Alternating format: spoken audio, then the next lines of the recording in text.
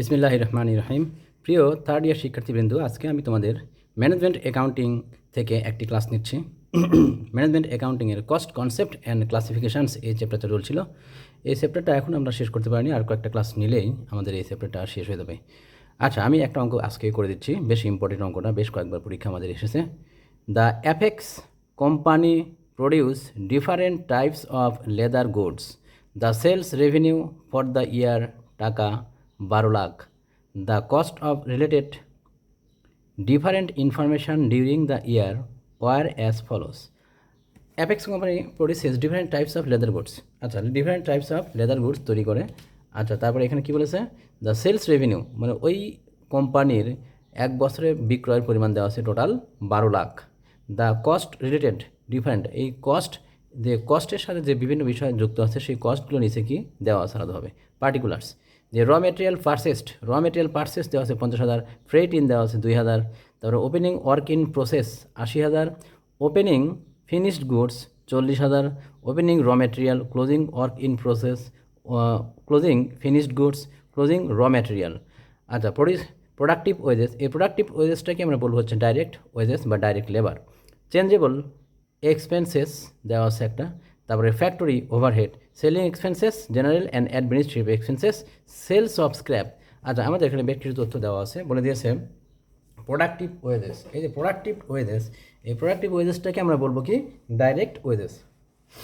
তারপর এখানে আরও কিছু কস্ট দেওয়া আছে। চেঞ্জেবল এক্সপেন্সেস, এটাকে আমরা ডাইরেক্ট এক্সপেন্স হিসেবে দেখাবো। আর ফ্যাক্টরি ওভারহেড, এটা তো ফ্যাক্টরি ওভারের মধ্যে যাবে, সরাসরি বলে দিয়েছে। সেলিং এক্সপেন্সেস, এটা সেলিংয়ের মধ্যে যাবে। অপারেটিং এক্সপেন্সেসের মধ্যে যাবে। জেনারেল অ্যান্ড অ্যাডমিনিস্ট্রেটিভ এক্সপেন্স, এটাও অপারেটিং এক্সপেন্সেসে যাবে। আর সেলস অফ স্ক্র্যাপ, এই সেলস অফ স্ক্র্যাপটা হবে হচ্ছে আমরা ওয়ার্ক ইন প্রসেস ওপেনিং যোগ করব, ওয়ার্ক ইন প্রসেস ক্লোজিংও বিয়োগ করব। আর ওয়ার্ক ইন প্রসেস ক্লোজিং যখন বিয়োগ করব, ওর মধ্যে আমরা এই দেখাবো কোনটা, সেলস অফ স্ক্র্যাপটাও বিয়োগ করে দেখাবো। এখন আমাদের এখানে বলেছে কি, প্রিপার এ স্টেটমেন্ট শোয়িং দ্য ইনফরমেশান, একটা শোয়িং দ্য ফলোয়িং। এবার একটা স্টেটমেন্টে আমাদের এই তথ্যগুলো দেখাতে বলেছে। র মেটেরিয়াল ইউজড, 1 নম্বর রিকোয়ারমেন্টে বলেছে র মেটেরিয়াল ইউজড। 2 নম্বরে প্রাইম কস্ট, 3 নম্বরে কস্ট অফ ম্যানুফ্যাকচারিং, 4 নম্বরে বলেছে কস্ট অফ গুডস ম্যানুফ্যাকচার্ড, তারপরে cost of goods available for use, আর কস্ট অফ গুডস সোল্ড, তারপরে বলেছে কস্ট অফ সেলস মানে টোটাল কস্ট, আর তারপরে বলেছে প্রফিট অর লস। এই রিকোয়ারমেন্টগুলো আমাদের করতে বলেছে। এখন দেখো, তার মানে আমাদের এই অঙ্কটাতে সম্পূর্ণ কস্টশিট উঠাই দিয়েছে, সম্পূর্ণ কস্টশিটটাই আমাদের নির্ণয় করতে হবে। আচ্ছা, আমরা এখন অঙ্কটা সলিউশন করছি, সলিউশনটা সবাই খেয়াল করো।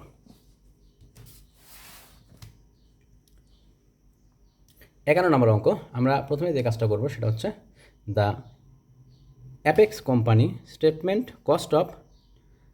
কস্টশিট, apex company cost sheet for the year ended. প্রথমে আসবে পার্টিকুলার্স, টাকার কলাম এখানে 2টা দিব, টাকা। তারপরে প্রথমে পার্টিকুলার্স দিয়ে টাকার কলাম 2টা। তারপরে র মেটেরিয়াল ওপেনিং আসলো 2,50,000 টাকা। অ্যাড র মেটেরিয়াল পারচেসড, এটা আমাদের অঙ্কে সরাসরি দেওয়াই আছে, র মেটেরিয়াল পারচেসড 50,000 টাকা। ফ্রেট ইনটা সবসময় র মেটেরিয়াল পারচেসের সাথে কী হবে, যোগ হবে। তো ফ্রেট ইনটাকে আমরা 50,000 সাথে যোগ করলাম, 2,000 টাকা দেওয়া ছিল, যোগ করে আমরা পেয়ে গেলাম কত, 52,000। এই 52,000টা হচ্ছে র মেটেরিয়াল অ্যাভেলেবল ফর ইউজ, ইউজের পরিমাণ পেলাম 52,000। এই 52,000কে আমরা যোগ করবো র মেটেরিয়াল ওপেনিংয়ের সাথে যোগ করলে আসবে হচ্ছে 3,02,000। 2,50,000 প্লাস 52,000 যোগ করে পাচ্ছি আমরা 3,02,000। এটাকে বলবো র মেটেরিয়াল অ্যাভেলেবল ফর ইউজ। আচ্ছা, এটার নাম র মেটেরিয়াল অ্যাভেলেবল ফর ইউজ। এবার এখান থেকে লেস করবো, লেস র মেটেরিয়াল ক্লোজিংটা আমাদের দেওয়াই আছে অঙ্কে। র মেটেরিয়াল ক্লোজিংটা এখানে র মেটেরিয়াল অ্যাভেলেবল ফর ইউজ থেকে বাদ দিব। বাদ দিলে যে অ্যামাউন্টটা আসবে, এই অ্যামাউন্টটার নাম হচ্ছে র মেটেরিয়াল ইউজড। এবার র মেটেরিয়াল ইউজের সাথে আমরা যোগ করবো প্রোডাক্টিভ ওয়েজেস বা ডাইরেক্ট ওয়েজেস। এই কথা, বা ডাইরেক্ট লেবার এই কথা, এটা আমাদের দেওয়াই আছে অঙ্কে। কত, 1,70,000। 1,70,000 এই অ্যামাউন্টের সাথে যোগ হবে, এটার সাথে যোগ হয়ে আমরা পেয়ে যাবো কত, এটা যোগ করবো। আচ্ছা, তারপরে আসবে হচ্ছে চেঞ্জেবল এক্সপেন্সেস, এটাকে বলবো আমরা ডাইরেক্ট এক্সপেন্স, এটাকে ডাইরেক্ট এক্সপেন্সেস বলা হয়। তো ডাইরেক্ট এক্সপেন্স আমরা যোগ করলে পেয়ে যাবো কি, প্রাইম কস্ট। 1 নাম্বার রিকোয়ারমেন্টে বলেছিল র মেটেরিয়াল ইউজড, আমরা র মেটেরিয়াল ইউজডের পরিমাণ পেলাম 2,42,000। তারপর প্রোডাক্টিভ ওয়েজেস বা ডাইরেক্ট ওয়েজেস এবং চেঞ্জেবল এক্সপেন্সেস, এই দুইটা যোগ করে যেটা পাচ্ছি এটাকে বলবো আমরা কি, প্রাইম কস্ট। তো প্রাইম কস্টের পরিমাণ আসলো 4,62,000। এটা প্রাইম কস্ট রিকোয়ারমেন্ট 2, এটা আমাদের রিকোয়ারমেন্ট 2তে বলেছিল নির্ণয় করতে। তারপর আসবে হচ্ছে প্রাইম কস্ট পেলাম, প্রাইম কস্টের সাথে আমরা যোগ করব কি অ্যাড ফ্যাক্টরি ওভারহেড। ফ্যাক্টরি ওভারহেডের পরিমাণ সরাসরি আমাদের অঙ্কে দেওয়াই আছে। ফ্যাক্টরি ওভারহেড কত আছে? ফ্যাক্টরি ওভারহেড বলেছে 2,50,000 টাকা। তো 2,50,000 টাকা আমরা যোগ করলে আমরা পেয়ে যাবো কি কস্ট অফ ম্যানুফ্যাকচারিং বা ওয়ার্ক কস্ট। এটা হচ্ছে আমাদের কস্ট অফ ম্যানুফ্যাকচারিং বা ওয়ার্ক কস্ট। তো ওয়ার্ক কস্টের পরিমাণ পেলাম 7,12,000।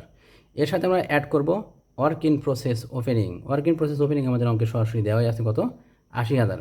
আচ্ছা, ওয়ার্ক ইন প্রসেস ওপেনিং যোগ করব আর ওয়ার্ক ইন প্রসেস ক্লোজিংটা বিয়োগ করব। এভাবে যোগ বিয়োগ করলাম। তারপর আমাদের আরও একটা তথ্য দেওয়া আছে অঙ্কে, সেটা হচ্ছে সেলস অফ স্ক্র্যাপ। অঙ্কে দেওয়া আছে সেলস অফ স্ক্র্যাপ। এই সেলস অফ স্ক্র্যাপটা আমরা এখানে কী করব? বিয়োগ করব। বিয়োগ করে সম্পূর্ণটা যোগ বিয়োগ করে যে অংশটা আসবে এর নাম হচ্ছে কস্ট অফ গুডস ম্যানুফ্যাকচার্ড। 4 নম্বর রিকোয়ারমেন্টে আমাদের বলেছিল কস্ট অফ গুডস ম্যানুফ্যাকচার্ড নির্ণয় করতে। আমরা 4 নম্বর রিকোয়ারমেন্ট পেয়ে গেলাম, কস্ট অফ গুডস ম্যানুফ্যাকচার্ড। আচ্ছা, কস্ট অফ গুডস ম্যানুফ্যাকচার্ড পাওয়ার পর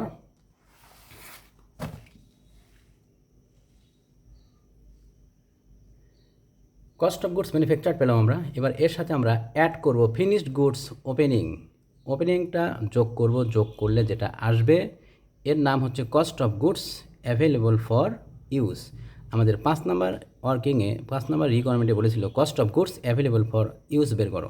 তো আমরা এটা যোগ করে যেটা পাচ্ছি কস্ট অফ গুডস ম্যানুফ্যাকচার্ডের সাথে ফিনিশড গুডস ওপেনিং যোগ করলে যে অ্যামাউন্টটা আসবে এর নামই হচ্ছে cost of goods available for use. Cost of goods available for ইউজের পরিমাণ পেলাম 7,57,000। এবার এখান থেকে আমরা লেস করব finished goods closing. Finished goods ক্লোজিংয়ের পরিমাণ দেওয়া আছে কত অঙ্কে? 60,000। তো এই 60,000 টাকা আমরা এখান থেকে বাদ দিলে যে অ্যামাউন্ট আসবে 6,97,000। এটাকে বলবো কস্ট অফ গুডস সোল্ড। 6 নম্বর রিকোয়ারমেন্টে আমাদের বলেছিল কস্ট অফ গুডস সোল্ড বের করো। তো কস্ট অফ গুডস সোল্ড পেয়ে গেলাম। এবার আমরা অ্যাড করব অপারেটিং এক্সপেন্সেস। অপারেটিং এক্সপেন্সেস এর মধ্যে আসবে general and administrative expenses. General and administrative expenses দেওয়া আছে কত? 10,000। আর সেলিং এক্সপেন্সেস দেওয়া আছে কত? 40,000। তো 10 + 40 মোট 50,000 টাকা। এই 50,000 আমরা যোগ করবো কার সাথে? 6,97,000 এর সাথে, যেটা ছিল কস্ট অফ গুডস সোল্ড। এই কস্ট অফ গুডস সোল্ডের সাথে আমরা যোগ করব অপারেটিং এক্সপেন্সেস টোটাল কত? 50,000। এই 50,000 যোগ করে যেটা পাবো সেটা হচ্ছে 7,47,000। এর নামই হচ্ছে টোটাল কস্ট বা কস্ট অফ সেলস।